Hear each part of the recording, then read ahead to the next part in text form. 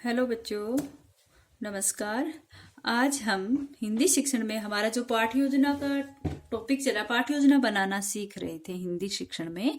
तो उसमें हमारा सेकंड डे जो है, हम दूसरा शिक्षण बिंदु कर रहे हैं। यहाँ पर अर्थ ग्रहण करेंगे। तो फर्स्ट वाला था, फर्स्ट जो फ्रंट वाला पेज था उस पे हमने ये पाठ्य योजना बना ली थी।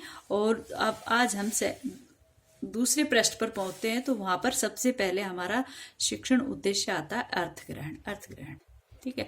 अर्थ ग्रहण का मतलब क्या होता है कि विद्यार्थी ने इस गद्य पाठ में किस तरह से अर्थ ग्रहण किया, या किसी भी प्रकार का अगर उसमें कठिन शब्द आया या कोई भी वाक्य आया, उससे उसने किस तरह का अर्थ ग्रहण किया, या पाठ से उसने क्या ग्रहण किया, इस तरह की बातें इसके अंतर्गत आती है। यानी कि शिक्षण उद्देश्य हमारा सेकंड वाला है। इसको आप किसी भी कलर पेन से कर सकते हो, या फिर उसको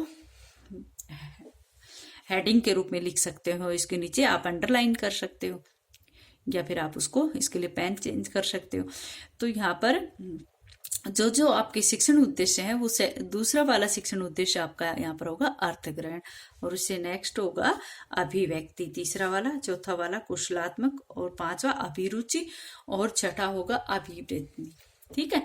तो इस प्रकार से आज अपना दूसरा जो शिक्षण उद्देश्य है वो आ गया अर्थ ग्रहण इस पेज के ऊपर। ठीक है। आप सभी अपनी पाठ्य योजना इसी प्रकार से बनाओगे। मैं आपके पास से इसकी फोटो यानी कि ये जो कॉपी है इसकी कि मैं आपके पास वीडियो भी भेजूंगी और फोटो भी आपके पास भेज दूंगी। ठीक है, इस नोट्स की।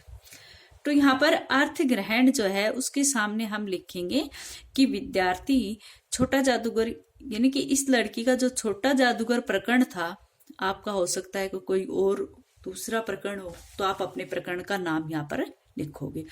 तो यहाँ पर क्या लिखोगे कि विद्यार्थी छोटा जादूगर पाठ की विषय वस्तु ध्यान पूर्वक सुनकर अपने मुख्य भावों का अर्थ ग्रहण कर सकेंगे।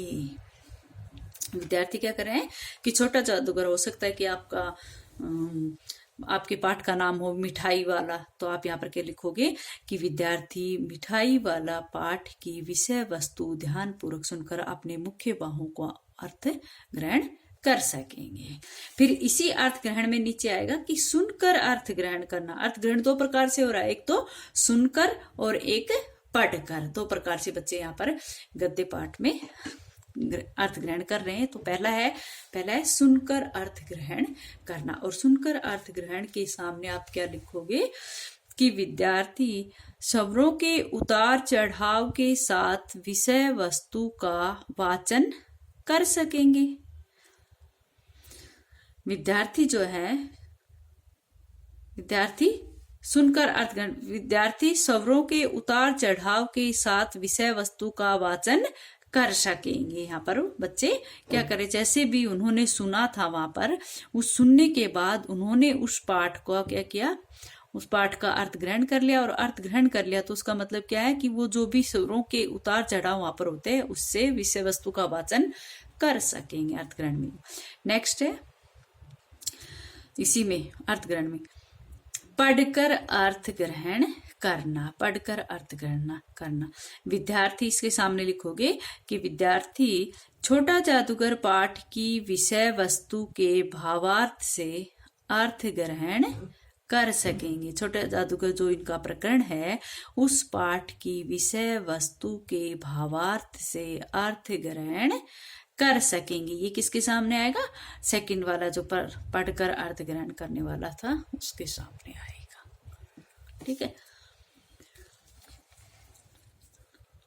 अब नेक्स्ट जो है आपका शिक्षण उद्देश्य जो है वो मेन तीसरा पॉइंट आ गया यहाँ पर। और तीसरा पॉइंट है अभिव्यक्ति। अभिव्यक्ति का मतलब क्या है कि जैसा भी पढ़ा, जैसा भी सुना, जैसा भी हमने उसमें से ज्ञान ग्रहण किया, उसके बाद हम उसको अभिव्यक्त कर सकते हैं अपने शब्दों में।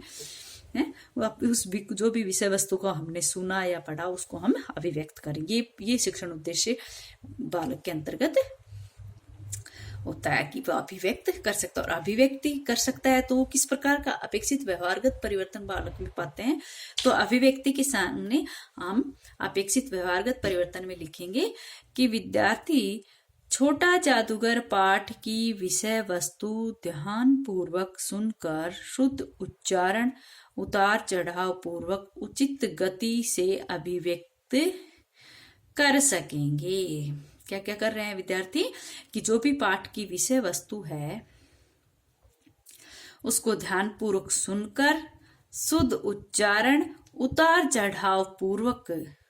चढ़ाव के साथ और शुद्ध उच्चारण के साथ उचित गति से अभिव्यक्ति कर सकेंगे। ये अपेक्षित व्यवहारगत परिवर्तन बालक के अंतर्गत पाया जाएगा। ठीक है, नेक्स्ट है इसमें अभिव्यक्ति में ये अभिव्यक्ति में क्या क्या परिवर्तन हो रहे, देखो इसमें बच्चा क्या क्या कर सकता है। क्या शुद्ध बोलकर अपने भावों व विचारों को प्रकट करना, या आप इस तरह लिखोगे शिक्षण उद्देश्य के मेन पॉइंट तो ये है आपका अभिव्यक्ति, और इसका पार्ट है यहाँ पर शुद्ध बोलकर अपने भावों व विचारों को प्रकट करना। इसके सामने जो व्यवहारगत परिवर्तन है उसको में क्या लिखोगे कि विद्यार्थी, यहाँ पर ध्यान रहे कि आप प्रत्येक पॉइंट के बाद लाइन छोड़ोगे तभी आपकी पाठ योजना सही बनेगी, वरना अगर आपने लाइन नहीं छोड़ी तो वो एक प्रकार से वो श्रुतलेख के रूप में दिखाई देगा। इसमें पाठ योजना आपकी साफ सुथरी नहीं बनेगी। हिंदी में आपको बहुत अधिक लिखना पड़ता है हिंदी की पाठ योजना बनाने के लिए, लेकिन फिर भी आपकी डायरी काफी मोटी है और आप उसमें 20 लेसन बनाओगे, तो इसलिए आपको एक एक लाइन छोड़कर यहाँ पर शिक्षण उद्देश्यों को दिखाना है।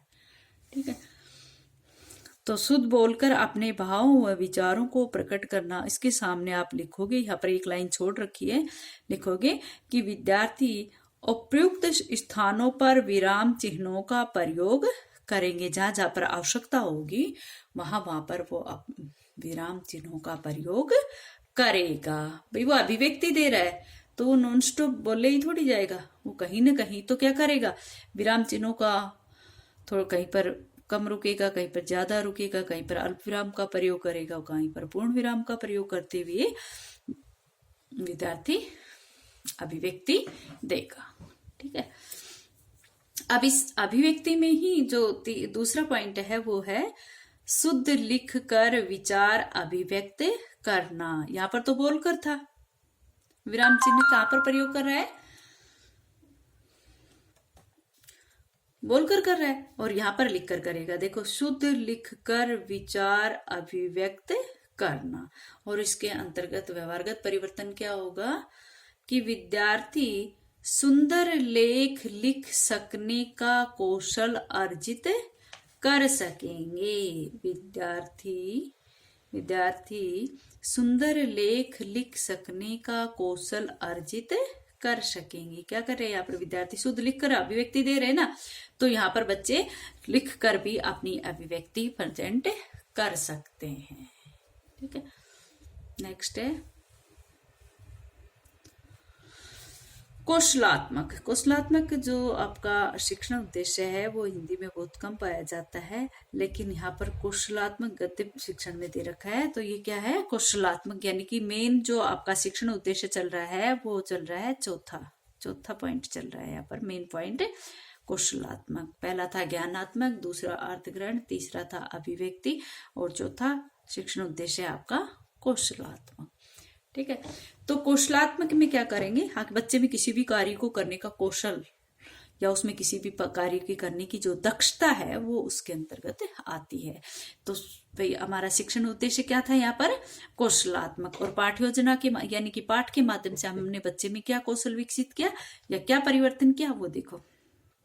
क्या है, विद्यार्थी शुद्ध वाचन एवं शुद्ध लेख लिखने का कौशल अर्जित कर सकेंगे। बच्चे में क्या कौशल, क्या दक्षता आई कि उसने उस विद्यार्थी में शुद्ध वाचन करने का और शुद्ध लेख लिखने का कौशल अर्जित होगा। भाई उसने अगर गद्य पाठ को पढ़ा है और अच्छे से सुना है तो या तो वो उसका वाचन कर सकता है शुद्ध, या फिर उसके ऊपर सुंदर लेख भी लिख सकता है, श्रुत लेख लिख सकता है।